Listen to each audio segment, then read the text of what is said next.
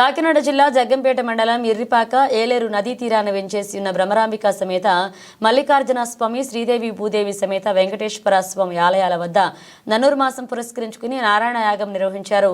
జగ్గంపేట శాసనసభ్యులు తిరుమల తిరుపతి దేవస్థాన పాలక మండలి సభ్యులు జ్యోతుల నెహ్రూ మణి దంపతులు శివకేశవుల కటాక్షంతో ఈ ప్రాంతమంతా పాడి పంటలతో ధనధాన్యాలతో రాబోయే సంక్రాంతి కనుల పండుగ నిర్వహించుకోవాలని, ప్రజలందరూ సుభిక్షంగా ఉండాలని నారాయణ యాగం నిర్వహిస్తున్నామని ఎమ్మెల్యే నెహ్రూ దంపతులు కోరారు. ఈ కార్యక్రమంలో జగ్గంపేట నియోజకవర్గంలో గల ప్రముఖులు పాల్గొని స్వామివారి దర్శనం చేసుకుని తీర్థ ప్రసాదాలు స్వీకరించారు.